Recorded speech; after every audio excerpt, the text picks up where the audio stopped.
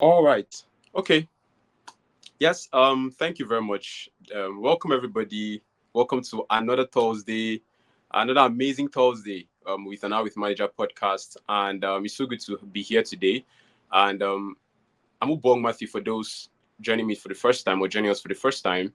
And we hope that at every point in time, because I personally made a decision that no matter how it's going to look like, I'm going to get better.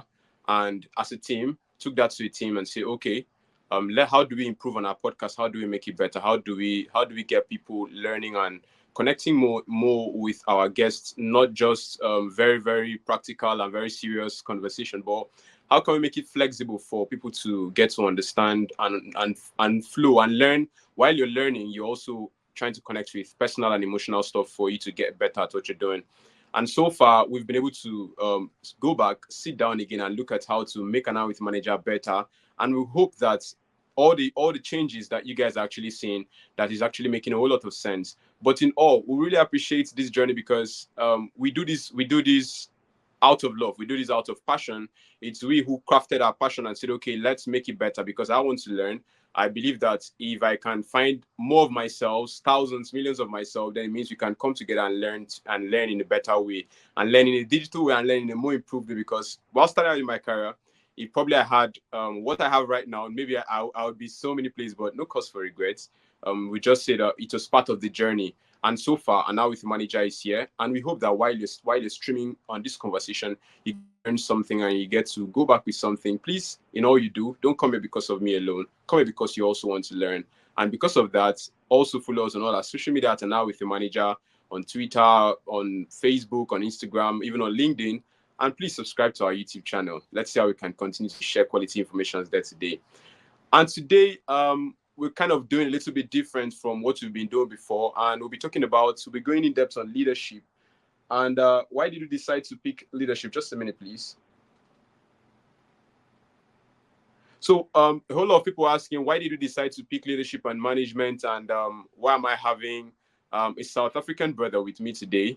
And I'm like, no, that before I even went to who I'm going to be introducing right now, which you're seeing already, before we give him the space to introduce himself, I came across a post from a VC in one of the schools from South Africa, who acknowledged what he did, what our guest here today did in terms of leadership and management, and plus his new degree which he just acquired, and some other improvements, some other stuff going on with his own personal life. I said no, and going through his profile on LinkedIn, seeing that he has impacted over 100,000 youths, and I'm like, wow, this is a very good job. This is worth listening to. This is worth saying congrats on all you're doing, and then keep it up.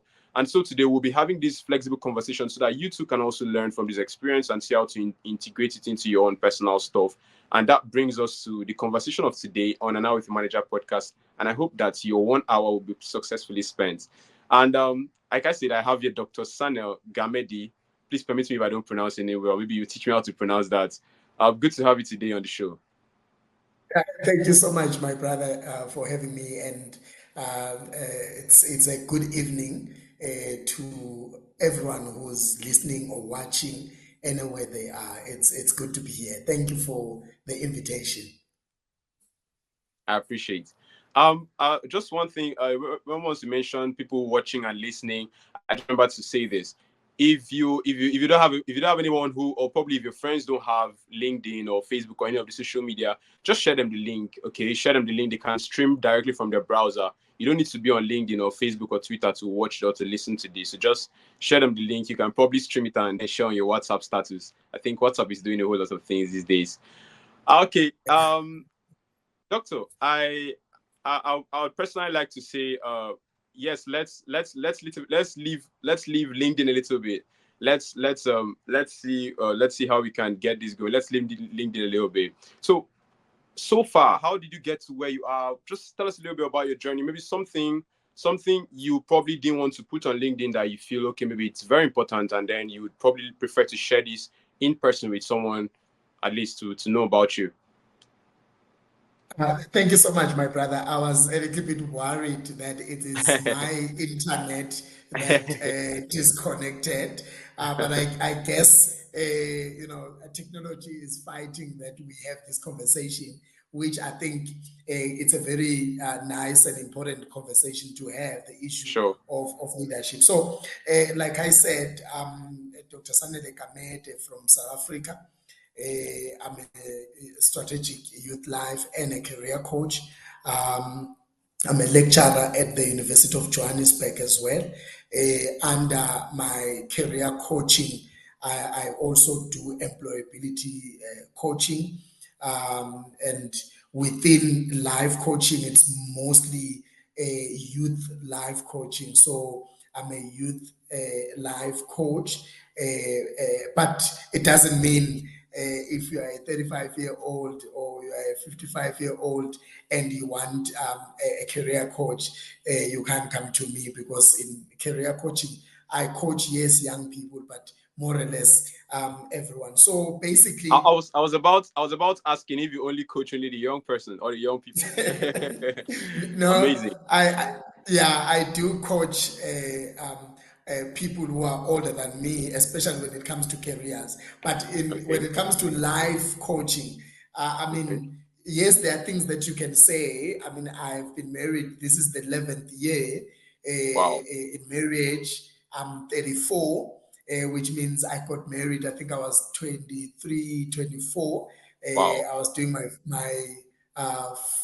first degree. I was in my third year, which was the final year in my third degree when we got married with my wife. We've got two Wow. beautiful kids. Wow. We are business people as well.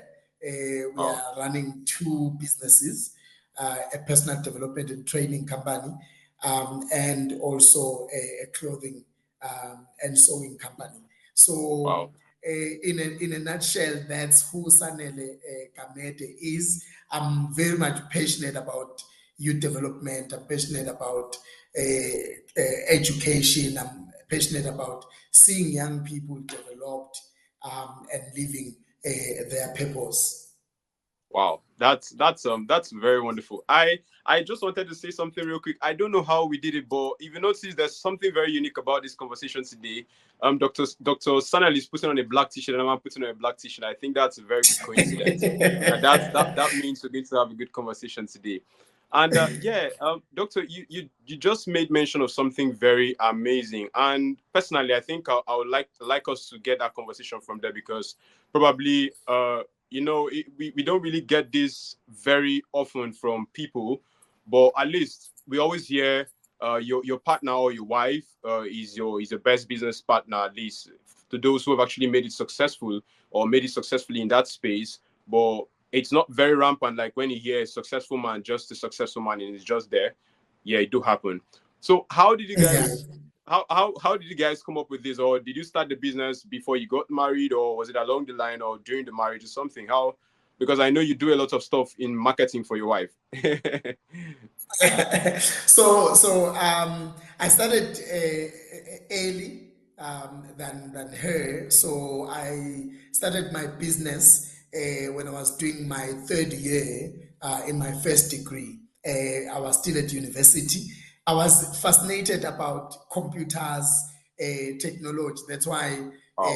my company, it's called ILADA, Internet and Technology Services, the original one, the original name. Of course, I changed it later and called it ILADA Holdings, and I changed it from an Internet and Technology Services company into a personal development and training company, because I think that's where the calling is. But I was very much fascinated with computers, fixing computers, and putting internet and all of that. I have no IT background. I have no technology background. So it was out of interest. I started first, and then later she then started her own business as well in sewing. And these are business that are coming from more or less frustration, more or less trying to provide a solution. That's where these businesses comes from, and they are striving because of that. They are thriving because we are trying to provide a solution. we are trying to solve problems. And one of the problems that I am solving in the personal development and training space is basically making sure that when you need to choose a career, I can sit you down. You can go through my online courses. You can go through my books. So that's basically you getting help, solving your quest and all of that. So that's how we got into the business space. Wow, that's really amazing. So I want to take you a little bit back to something you mentioned. You talked about starting a tech business or a tech company without any knowledge of technology.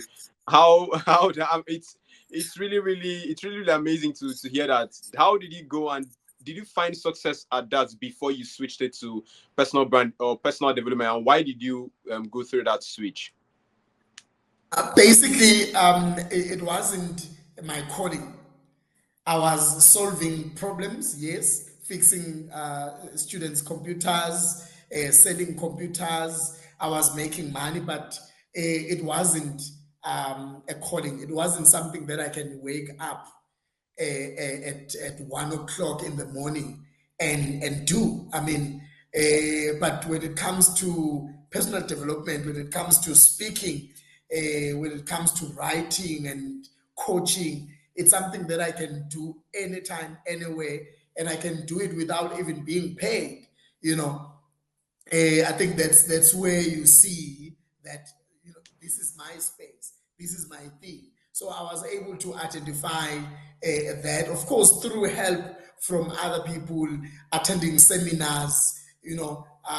That's where you get to figure out what is it that you really want to do and what is it that you are really called for. So there wasn't much success, and I had to switch because I love doing what I'm doing. Wow. Uh, why I asked that question, because I kind of found myself in that space sometime when I was doing UI UX. I think, but yours is a little bit different from mine, because in doing UI UX, yes, I wasn't very good. I wasn't very good, but I only understood one principle, that you start from something and then you end with something. There is wireframing, there is creative thinking, there is research, and then there is colors, there's fonts. You understand, for you to have a good design. But I had to go through all of that process, and then still had to. Then I was with everybody. I wanted to learn. I really wanted to learn. I had to mix up with people, get to blend with experts, people that are higher than me, because I really wanted to. Finally met with I call it a mentor, in a way, though younger than myself. But I didn't really look at it, because I know that there's one thing I came to understand, that most times people you're going to learn from might not really be who you think you're going to learn from. And me learning from a younger person, I was like, okay, yes, I really want to do this. That was how much I really wanted to know designs. But along the line, I realized that, okay, no, is this what I really want to do long term, or how long do I intend to spend here, or what do I have other plans, or so I had to sit back again to ask myself those personal questions. And along the line, project management came, because it's going to give me more time to organize things, because I like to organize stuff. You understand? But now Mm. let's for the benefit of those who are also listening to this, and for us to get better clarity, how would you say you can how would you say or you can get your calling, or to know your calling, or to realize that, okay, this is your calling? How do you define that part? Do you just wake up in the morning and say, oh, this was not my calling? What how did it happen? How did it come about that you decided to say, this is not my calling? Because you're making money from it. If you look at it, you're making money back then in tech. I thought maybe you were not making profit from it or something, but you're making revenue from it, and I think that was something to stay. So why did you decide to make that switch, and what prompted that? For you to see whether this is not your calling, you need to ask yourself this one question: at what cost am I doing what am I doing? And I think a follow-up question could be, who is this costing? you know so I think that will give you, that will shine some light to whether this is your thing or this is not your thing. So if this is fulfilling, there's nothing taken away every time you do this. There are people who are waking up, Mr. Matthew. There are people who are waking up in the morning, and every time they wake up, it's like something is pulled away from their body. It's they are feeling so much pain in doing this job. That's where you realize that this is not my thing. But when you find fulfillment in doing anything, and I don't want someone to be naive, thinking just because you are fulfilled, it's not going to be hard, it's not going to be difficult, it's not going to be challenging. It's still going to be a little bit hard, challenging. There will be difficult days and all of that, but there is this fulfillment that you will have in what you are doing. So if you aren't feeling fulfilled and feeling like you are making a contribution, feeling like you are part of this, you are involved, it means this thing is it's not what you should be doing. You need to feel comfortable with what you are doing. I mean, I'm a lecturer, and for example, now first term, I was teaching over 550 students, and for me to mark maybe scripts for those students, it will be daunting. It will be like hard and stuff like that. But it doesn't take away that I'm fulfilled, imparting knowledge, engaging with young people, shaping their future, depositing skills. It makes me fulfilled. I feel like I belong. I feel like I'm making a contribution. That's how you realize whether this is something to hold or this is something to drop. Wow, that's very, very touching, and I'm happy you're able to touch down this point as talking about you said when you have a feeling of contribution, and that's what do you call it, satisfaction. Yes, like you said, I feel it's something everybody needs to know, or entrepreneurs or founders needs to be aware of, that when you decide to say you want to do something, yes, it's a passion. It doesn't mean it's going to go smooth. This Yeah. podcast has never gone smooth. In fact, I can remember when I have to, probably right now the lights will be going off like probably once or twice or something, and I would in a way want to feel discouraged, but I find myself smiling and laughing. At first, I used to get upset, but over time, I just realized that whenever things like this happen, I just smile. I just laugh at it, and then that's how I get to understand the process. That, oh, okay, hey, don't expect anything to go smooth, man. I Yeah, had to give yeah, myself that yeah. conversation, but I'm very grateful for that approach you've been able to share. So now, talking about you going into lecturing and doing business, because maybe I don't know about your part of the country, but I know we still have lecturers who work and then do other side business, and even who own establishments. At least back then in school, I remember one of my lecturers who was a very good business person, and even during lectures, he's always telling us, hey, that now that you have the time to look all nice and stuff, make sure you're planning ahead, because you might really not find this rosy and nice life anymore. And those are like those early aha moments when you know that, man, even before then, you need to get yourself ready, and not until you're done with that business before you have to start thinking through. So how were you able to balance both lecturing and then your entrepreneurial journey? Was there ever a time where you had maybe just, oh no, I don't have to do one, or I have to do the other one? So the nice thing is the world has changed. Now you are able to work, a number of jobs. Companies are flexible. They allow you, especially if there is no conflict of interest, especially if you are not going to, underperform in your role, especially the major role. And the nice thing is that the University of Johannesburg hired me as a young entrepreneur.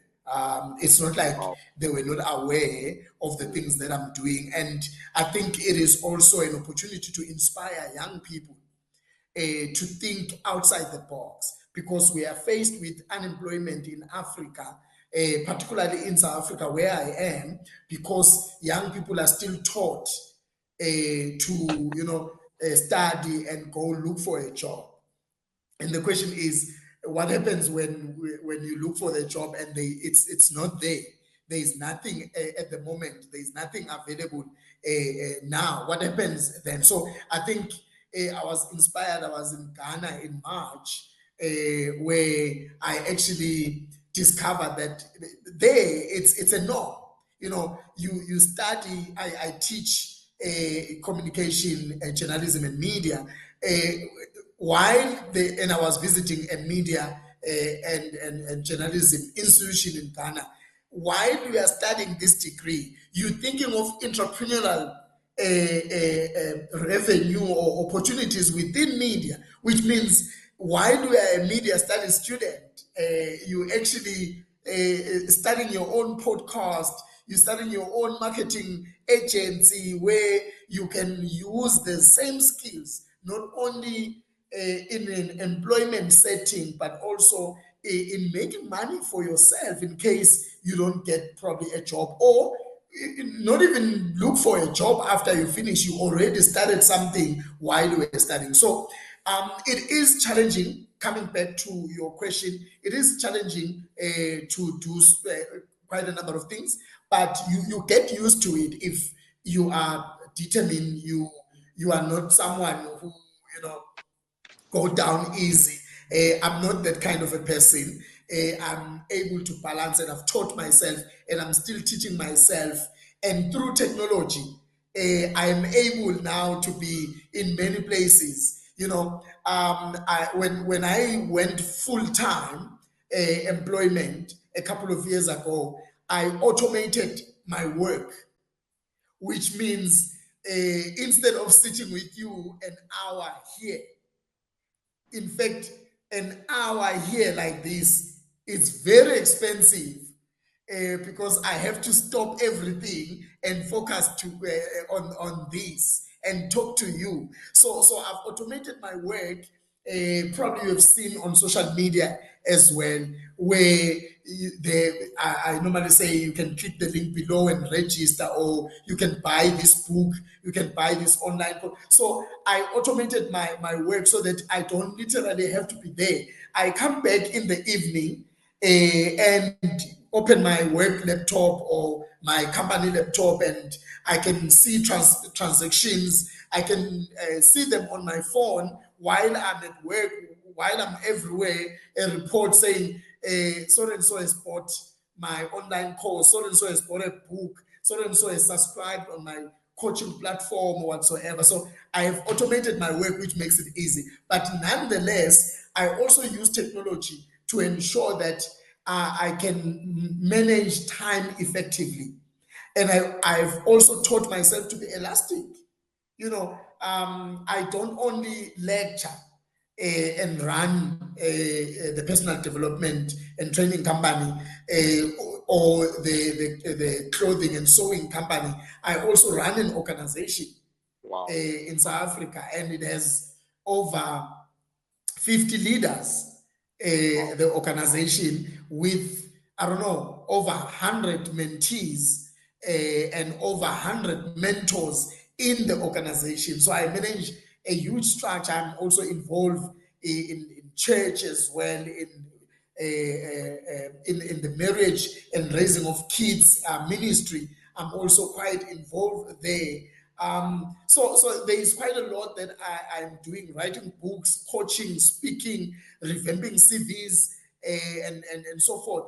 But you can't do this if you are not going to teach yourself to be elastic, if you are not willing to put the hours.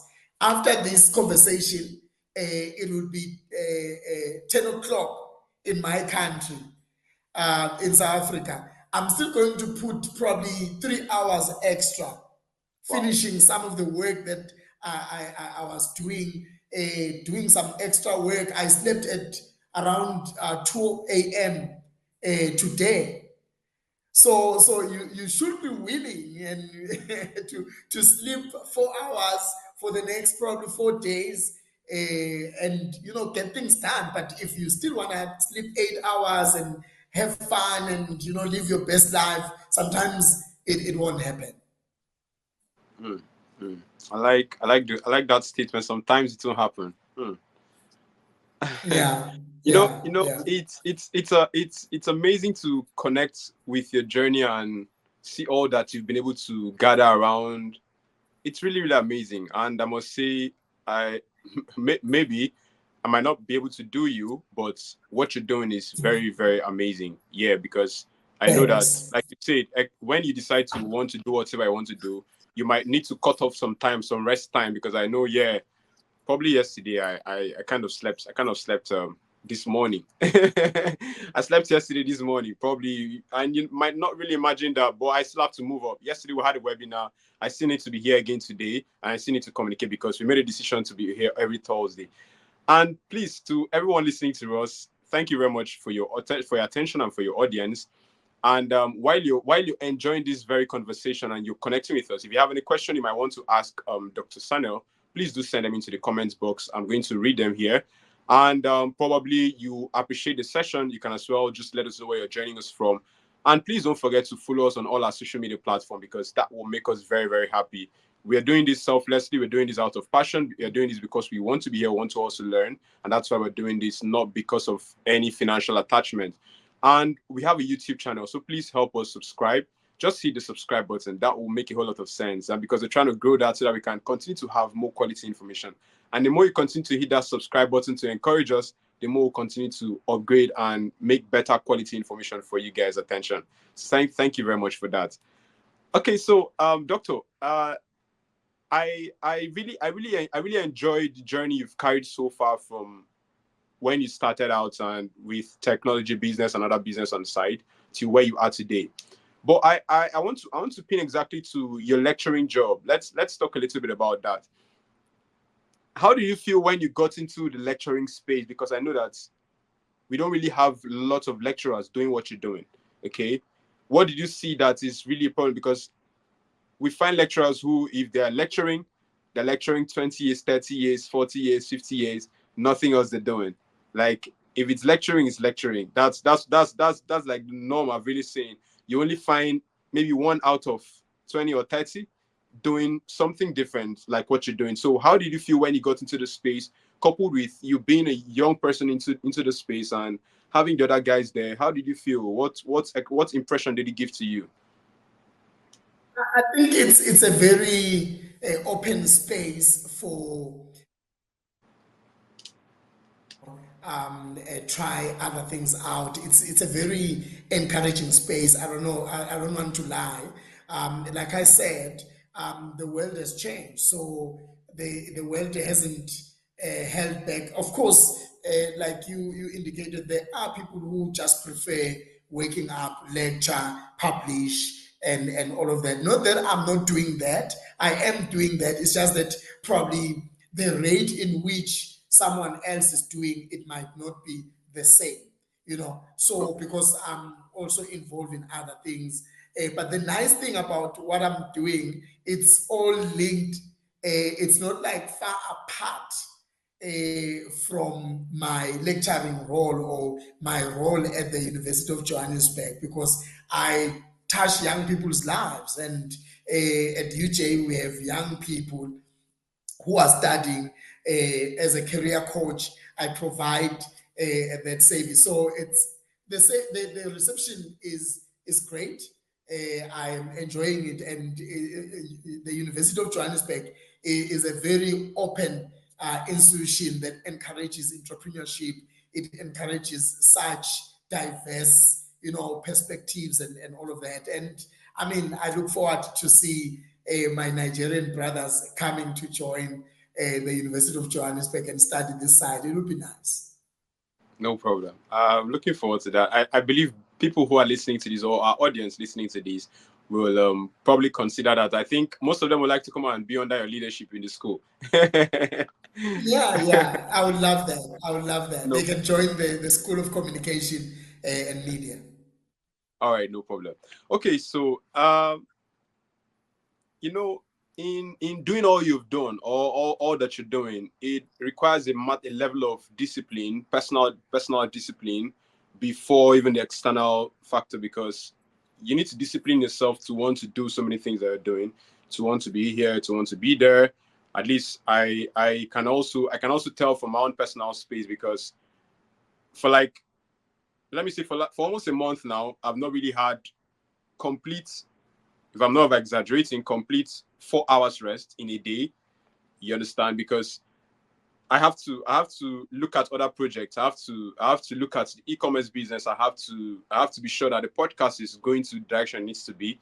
I have to still be with the YouTube guys and be sure that, okay, we're trying to get these things balanced, like we really get this game on, make people get quality information, and I have to still connect and do other side hustle.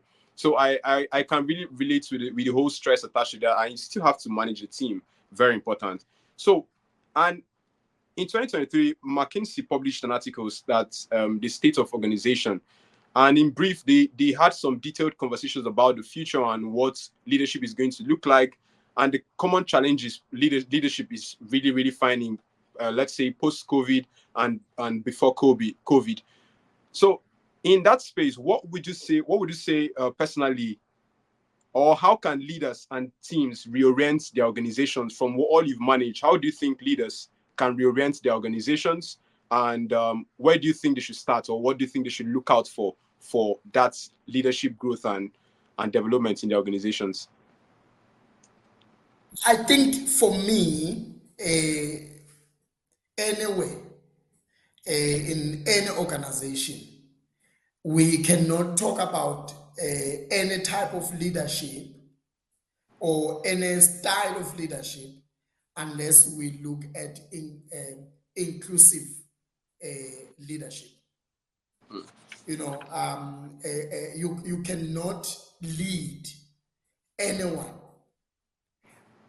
unless you have led yourself successfully. Sorry, please, can you, for the benefit of those who are listening to this, can you help us explain what an inclusive leader is, or who an inclusive leader is? I was about to Oh, unpack that when I said, oh, for me, okay, you need to lead from within. okay, Inclusive leadership. You can't come to work and separate yourself and say, no. When I'm at home, else. When when I'm here, I'm something else. It can't happen. Okay. It should come from within. The leadership. I was saying, you can't lead people unless you have led yourself successfully. It will be just YouTube leadership if you are going to lead people. In fact, I don't even want to know where are you leading them to if you haven't led, if you haven't demonstrated that there are some parts of your life which you have led successfully. I find it very awkward and embarrassing for us Africans, particularly. But it's not only Africans. I've seen this in European countries as well, where we are putting someone to be in charge, to lead quite a number of people. But when you come closer to his or her home, it's a mess. This person can't lead his or her marriage. It's a mess. This person can't lead his or her kids. It's a mess. And yet we then give this person a minister role. We give this person a CEO role. I mean, yeah, in business, you can argue that, Sanele, but this person has an MBA, this person, has studied and all of that. But for me, I feel like we are not honest to ourselves when we are not looking at the person first before we can look at what this person is capable of, because the capabilities of this person is lies around how they lead themselves personally. Okay, so for me, I think organizations, if they want to successfully drive a production and lead the team successful, I think you will probably have to have a leader who has inclusive leadership, who is leading from within, not only within as in be part of the people in the grassroots, from a bottom up approach. No, I'm not talking about that only. Yes, that also falls within that inclusive leading from within kind of an approach, but I'm talking about Sanele being able to lead himself successfully, Sanele being able to lead his marriage successfully, Sanele being able to lead his family, his children. That's how we can see whether this person is a successful leader or this person is not a successful leader. So if you want to create a mess, find anyone, any Tom and Harry, put them in leadership, and you will see the mess that we find ourselves in. We are in a mess because we don't really pay attention to Matthew. We pay attention to the MBA, and we forget that probably the MBA, he even asked someone to write that MBA for him. So we pay attention to the MBA, we pay attention to the PhD, we're not paying attention to the person. So I think if you want to crack it as a young entrepreneur, as a CEO, as a manager, I think you need to start cleaning around you first, cleaning yourself first before you can start leading people. That's what I can say, Mr. Matthew.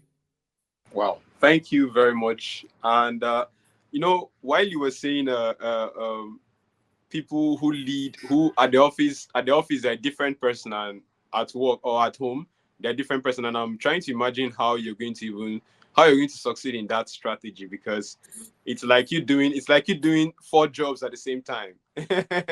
Because being at work, But we do. no, no, I see it as four, because being at work is actually a job first, and then you trying to act like a different person itself is a job. Then when you go back home, you that's another job, and then you are acting like you're someone who is at home, because so You are so getting it. You are getting it. I yeah, like it. yeah, it's mind blowing. But anyway, I like that approach you've been able to share, that you need to be an inclusive leader first. Yes, and there's nothing really. I don't think this is actually a hack or something else anybody should think of. First, you just need to be you wherever you find yourself. If the you find yourself is not very very okay, then you need to improve on it and make sure that you can always find yourself in the same space, the same body at home and or at work. Because that way you'll be able to cross function. If you have kids, you groom your kids very well, and I'm sure you're doing a very wonderful job with your kids, at least trying to groom them too as entrepreneurs. But we're going to Yeah. come to that very soon. But we have a question from LinkedIn here from Engelbert, who is asking, how do you guard against cognitive overload with all the activities that you're involved in? How do you guard against that? Can you please repeat the question for me? How do you guard against cognitive overload with all that you're doing? Oh, okay. I think you used big English there. You could have just put it in a in a simple English. Balancing. I think that's what our audience or our listener is asking. How do you balance whatever that you are doing, and how do you ensure that you avoid burnout? Is that what the question is all about, Yeah, right? sure. Sure, sure. Oh, Yeah. okay. So I recently spoke to one of my leaders in my organization, and I said to him, if you don't have a vision board, you don't have a vision for your life. Anyone who do not have a vision or a vision board, I said to him, life without a vision board or without a vision is organized chaos. So in order for you to avoid chaos, you need to have a clear vision. You need to know what you are doing. And I'm governed by two words. I'm governed by access and control. So number one, when I'm talking about access and control, I'm talking about what am I doing, why am I doing it, with who am I doing it. So I need to know that assessment has to be done. In anything that you are inviting me in, I have to ask myself those type of questions and control. What have I done? How do I see that I was successful in what I was doing? So I think that's what guides me and govern me to avoid being bent out. I don't get part of things that are shifting me away from my vision. I Wow. get involved to things that they are within. I don't mind declining a speaking opportunity if it's not about what I am about. I recently got an invitation on radio to speak about gender-based violence, and I declined the invitation. And the guy who was inviting me was like, "How Sanele, why are you declining an invitation? We want you to contribute. This is a big topic in South Africa and all of that." And I said to him, "How many girlfriends do you have? How many children do you have? How many of your friends have four girlfriends?" Talking about gender-based violence, for me, I don't think I would want to be part of that conversation because we are the contributors. We see people who are violating other people, and we do nothing. Yet you find it fancy to then come and talk about it in a podcast, in an interview. So I don't mind declining something that is not taking me towards where I'm going. And of course, like I said, I use technology to help me. I mean, we are living in an AI world, and technology helps us quite a lot. I manage my time myself, but also the team helps me. The technology also helps me, so I'm able to thrive because of that. And of course, as you can see behind me, it's written, "It's possible because it's doable." It's also that keeps me, together and pushing forward. I hope I was able to answer the question in a nutshell. I'm positive. I'm positive. Engelbert will be satisfied with that response, because it's amazing to understand that, you know, like you said, you declined an offer, and but we still find someone else or some other people who would say, no, why would I decline an offer? Getting to that level, is in a radio station. I should probably go talk about it. And I know personally what you're not going to be comfortable to hear someone, or probably to hear yourself say. I don't think you would like to even get involved with that. So it's amazing how you get to control all of these things and still stay at the top of your game. So thank you very much for that brilliant work so far. But you made mention of technology and AI and stuff. So I want to ask, how do you how do you leverage AI for yourself first? Do you even use it at all? Do you use AI as a support tool for, probably, I don't know, either lecturing or your business or your company, or how do you go about that? Or do you just do all full brain work? Because I know tech is here to make work simple and easy. You can still get past some research on those space. I did indicate that I'm not a tech savvy person. So I keep on learning, I keep on exposing myself. And when everyone was talking about AI and, and all of that, I also had to look into it. And of course, within the lecturing space, you probably have to look into it because students are going to use it. And I personally use it. And the nice thing about it, or the part that I use it for me, is generating ideas. If I want to Hello. look into something, or if I want to do something, I can always, go to AI and generate ideas. Because remember, this is a data mining tool. So it's able to mine data and other people's responses or ideas, and bring them to you and say, and then you have something that you can work on. But I don't want to be dependent on AI. I don't want it to substitute my thinking, because that's where the danger is, where people can't think. We have Mm. people these days who can write a simple sentence. They go to AI for everything. So that's how I use it. It's a very good tool to generate ideas and put together ideas, create a structure for you, and so forth. So yeah, that's how I use it. Mm. That's brilliant. When you mentioned people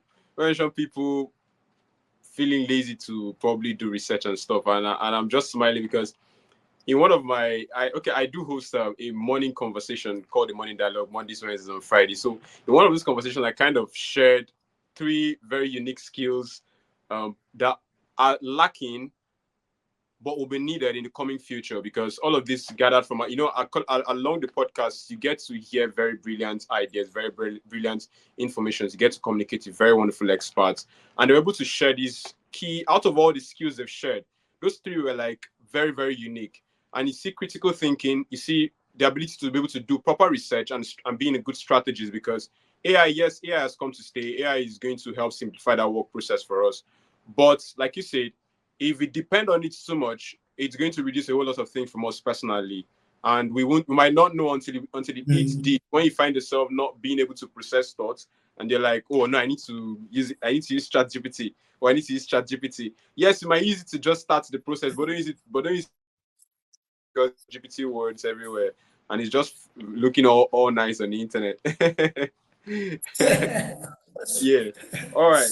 Yeah. So it's good to share that, and I hope people can as well also listen to this and know that, yeah, while you're using AI, don't just depend totally on it, because I wanted you to also touch that in terms of lecturing and other stuff that you do, because probably you might say, oh no, I'm not using AI. No, but I see that you understand that technology has come to stay, and the faster you get to adapt, and the better it's going to be for you, because yes, it's the future. Okay, so I want us to dive a little bit about maybe one of the conversations that a lot of people here would want to also hear, like myself. I also like to know about that. Talking about your impact in over 100,000 young people. How we're able to influence them, how we're able to impact them. What did you do? How did that process go? And when did you discover that, oh, this is really me doing this thing, and you came up with those numbers?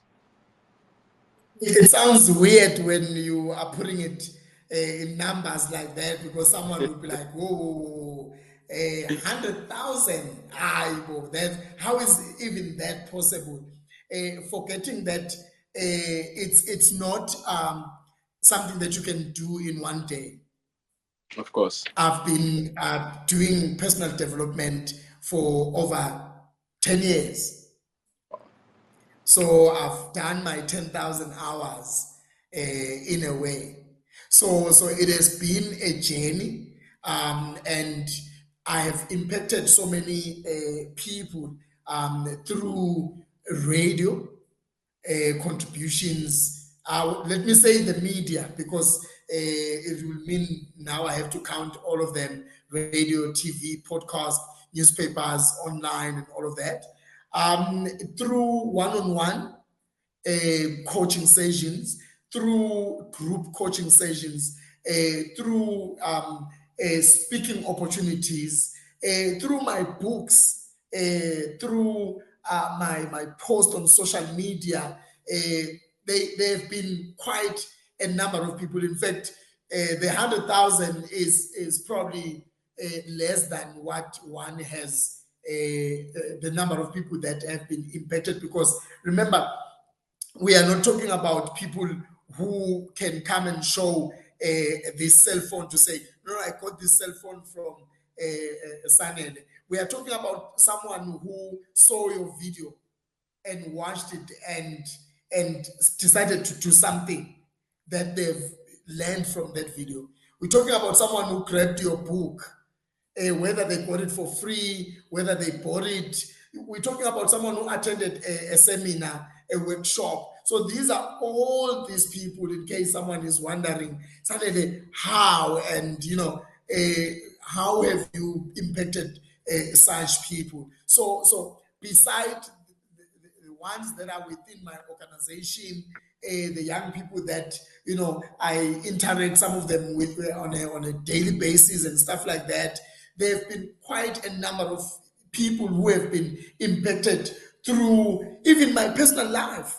I mean, the one thing that I know that we are trying, especially with my wife, is living a very good example for young people who are interested in getting married. So we are able to do this marriage thing so nicely, and we did it at a very young age. So we, with small things such as those, I mean, someone will tell you, Sanele, I've been following you for the past 3 years now, and the way you probably love your wife has made me decide to get married. So those are some of the impacts that you wouldn't be able to actually hold tangible.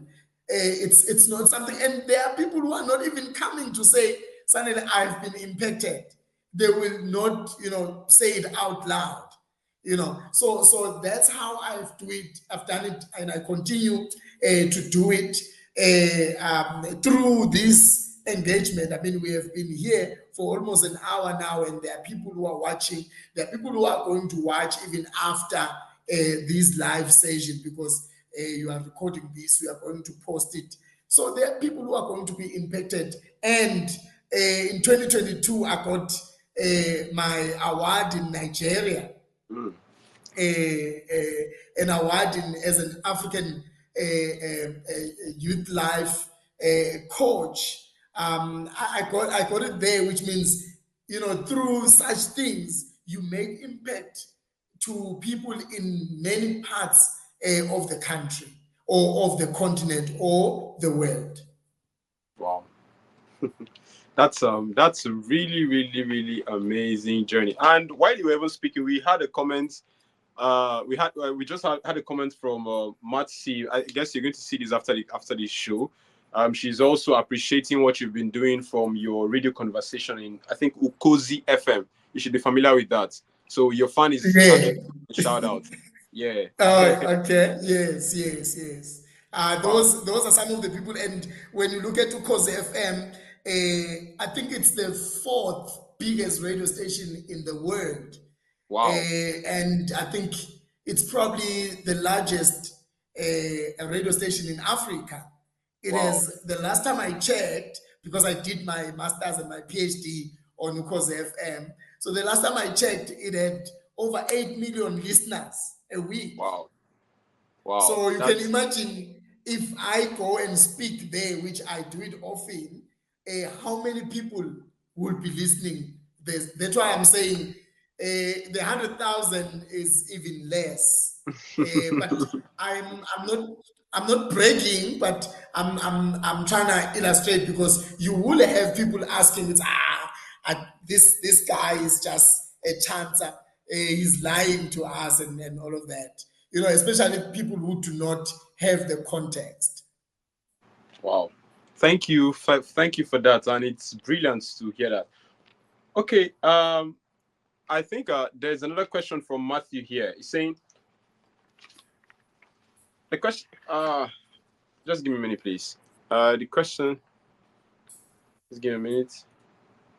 Okay, so the question says here, what are you doing to see that the government of South Africa helps? Uh, I don't know this. Are you familiar with ETAS? What? ETAS, ETAS.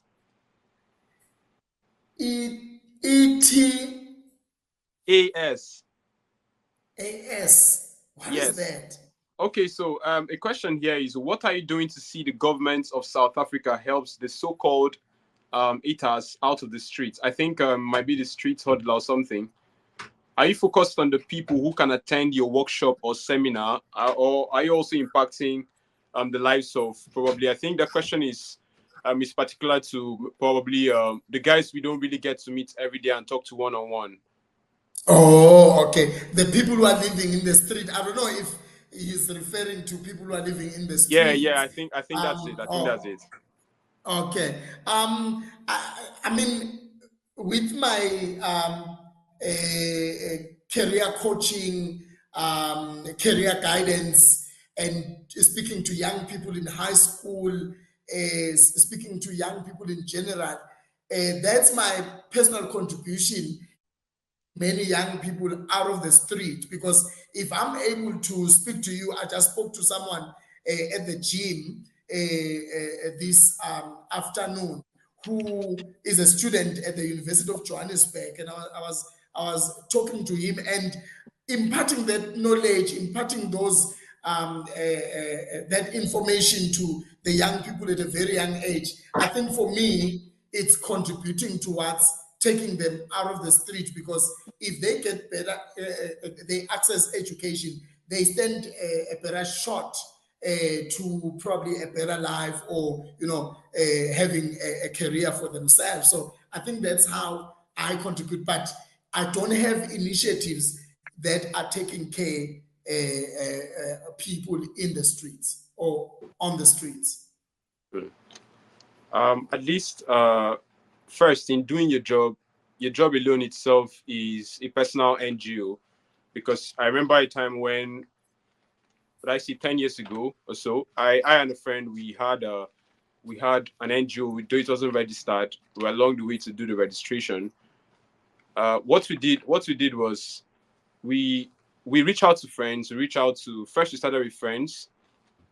First, we started with friends. We reach out to friends and would would ask if you have any old clothes. Probably they still look nice, and books they still look nice that you feel you like to share out, and that way we'll get them refined, just clean them up again, laundry them, and then package them, share them out to the less privileged. So I feel that was also our own quota, even without it calling an NGO. And in personal development, that's also an NGO without being registered, because in giving people personal development, it's actually not easy, because in being able to carry someone through a journey for him to understand himself, not you. That you're talking to someone who is external, who is actually not you, who you probably is not going to go to bed in the same house with you, and probably will not wake up on the same Mhm. with you. But you might probably be talking on phone, and then you need to let this person understand that he can do this and he can be this person he or she wants to be. If he wants to be a footballer, you can actually be a footballer by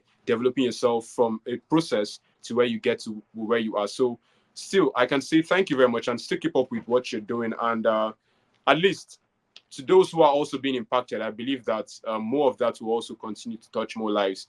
And thank you for that. So I would like to ask, let me come to the conversation on mastery, okay? Because I personally also like to know about that.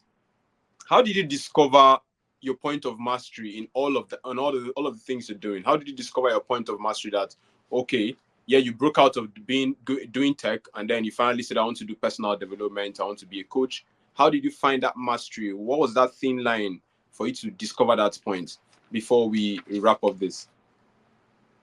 I think in a nutshell, my personal journey, my personal mistakes, and not wanting to see someone else maybe go through the rough patch that I've been through, made me want to be in the personal development space, because I normally share with quite a lot of people that I finished my matric, which is the last grade in high school in our country, and I went back to grade 10, which is the third grade, to do it twice, the fourth grade to do it twice, and the last grade again, which is grade 12, to do it for the second time. So, and some of the mistakes that I've been through, having to go through different challenges as a young person, for me, was one of the things that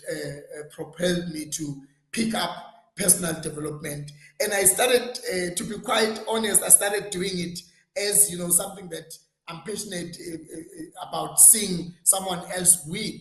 I'm passionate about seeing someone else getting some sense of direction. I'm passionate about someone else, living a purpose-driven life, kind of a thing. I was really passionate about seeing someone, not going through the hard time that I went through. And from there, people started saying, "Hey, Sanele, but that thing, do you know that it has a name?" And I was like, "What do you mean?" It's called personal development. And then I started, like I said earlier, attending seminars, especially around personal development, running a personal development. And later, I became a coach. And these are words that I've been named. I didn't name myself to say I'm a career coach. These are people who said, "Sanele, this is career coaching. This is Hello. life coaching." And then that's how I got into the space. Wow. That's thank you very much, doctor, because I'm short of words right now, and I'm short of words. I'm short of words because I'm still trying to put myself down to when you finally decided to make this step, because in making that decision to move, it's a very unique thing. I feel everybody needs to know about it, but still we don't really find everybody. I think that's why we have a coach, and that's why we have people like you, who are there to help others find that thin line. And so far we've been able to have a very wonderful and successful 1 hour and 3 minutes, and you shared quite a lot of and wealth of information and experience so far through your journey. And it's amazing to understand that being a lecturer doesn't hinder you from doing other stuff, because we find that a lot in the society. I find that a lot here in Nigeria, where I'm from. So I can say for sure that being a lecturer, you find people who just mostly just do the lecturing job. It's actually not easy doing the lecturing job. Shout out to all of them, and I appreciate all the lecturers. But I still understand that in doing a lecturing job, it gives you access to theoretical knowledge, and in putting into practice, when you're communicating with your students. I have a lecturer who then, when he's talking to you, you know that this person is talking to you out of practical knowledge, like what he do. It's like a business for him. So lecturing is just a way to, or just free up some of those stress. So let me just come and talk to students, and share some personal experience, and keep them motivated. That's how his lectures was. And I believe your students also in school will be very happy to always have you around, to get to share experience, get to share informations with them, and at least get to help them put them in the right path. So thank you very much for accepting to come on this podcast. And I'm very happy that indeed that very post was able to drive me to come speak with you. My brother, for having me. It has been quite an interesting 1 hour, having a conversation, and I'm grateful to everyone who have joined in any platform that they've joined in. I see that my sister in the UK, she just texted me and said, "Smile." She's my sister Norma in the UK. She's watching. She did indicate when I shared on social media. She was like, "Hey, please share the link." So shout out to everyone who took their precious time to come to this amazing podcast. And I look forward to joining my Nigerian brothers and sisters in person through Matthew. So whenever you want me to go there, please talk to Matthew. Matthew will make it happen. Matthew will make it happen. We've just started this conversation, and we're going to have this again, because I feel there's more to learn, there's more to know about you, and there's so many amazing stuff that you need to also share with every one of us, with the audience, with myself inclusive, for us to also gather this as an information and used better to better our business life and also our personal life. But before we leave, like a thing we really do, what do you think you're going to leave the audience, or every one of us, including myself here today, as a take home for us to say, oh, this is that action thing that you should do, you should implement while you leave this conversation today? And that should guide you through the process. And before that, please, and to everybody who's listened to us from 8 o'clock or what time, whatever time it is for you, till this very time, thank you very much for staying tuned with us. And it's really, really amazing.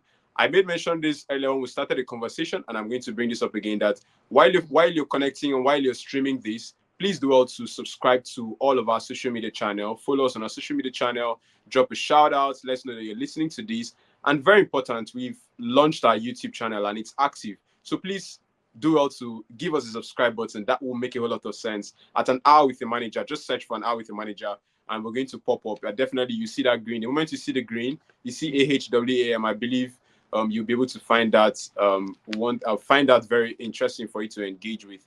And let's see how to continue to grow from that and going to share quality information, because we have made a decision to get better and to improve on our quality and also the quality of our guests. But you also give us more motivation to do that. So thank you very much once again.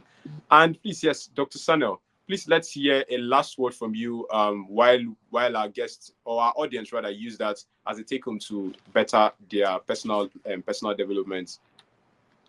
I think this has been these words right here. They have been a cornerstone. It's possible because it's doable. I wanted to move away from the shot so Oh, that yeah. they can see. Yeah, it's possible because it's doable. I want you to carry that in whatever that you are doing. I want you to know that you are standing on shoulders of giants who have walked before you. So walk proud that knowing that there are people who have journeyed. So it is possible. If we have done it, it means it is possible. But the most important thing, since we are talking about an hour with a manager, I think the best thing that you could do starting from today is to properly manage your affairs, properly manage yourself, lead from within, start leading yourself, and you see the chaos that is surrounding you will just vanish, because once you put together things in order, there will definitely be order in your life. And all the best. I look forward to connecting with you in all the social media platforms. It's Kamede Sanele in all social media platforms. So I look forward to hear from you. And of course, I always carry something great. So go check my social media platform. There's something that I'm definitely giving away. Please enjoy that program. It's called The 100 Days of Transformation with Dr. Sanele Kamede. Wow, thank you very much. And I'm looking forward to that program too. You just mentioned the gift, and it popped up to my mind about what we shared for our audience yesterday after the webinar. So please, if you didn't subscribe to our newsletter, I wanted to mention that. Thank you for bringing that up, Dr. Sanel. Please do well to follow up on Dr. Sanel, connect with him, follow up his wonderful programs. He has awesome programs going on, and he has lots of vibe. In Nigeria, I would say you get better bedu. Yeah, so he has lots of energy and he has that with him. And I believe that by connecting with him, you can also learn so much, not just what you're hearing here on the screen. And please, I want to mention that when you subscribe to the newsletter, we have a gift for everyone who tuned into our webinar. Or do that, recording will be out very soon. That's by next week. We featured you all yesterday, and it was a very, very wonderful 1 hour and 26 minutes conversation. So please, we have a gift about 13 guide that can guide you from products in developing a product process. You understand? It's for all product managers, for all entrepreneurs, startup founders. So please go look up that guide. I had to share a little bit of my own experience and what I've been able to gather out so far in managing projects, to be able to write that down for you to it's for you to also learn from. So it's a very short I think it 12 or 13 page or so. I think it might be less than that or so, or maybe might be more. But I believe that guide will be able to help you get to your own success in your product development process. And even if you want to start probably an ideation, that can also help you. So please do all to stay tuned with us, and let's continue to learn, and let's going to share together. Don't forget, connect with everybody here. Connect even from the comment section, connect with everybody, connect with Dr. Sanele, talk to him, reach out to him. If you still want to reach out to him directly from me, you can as well send me a DM, and probably we can set up a call and we can have more conversation on that or whatever pressing issue you might have.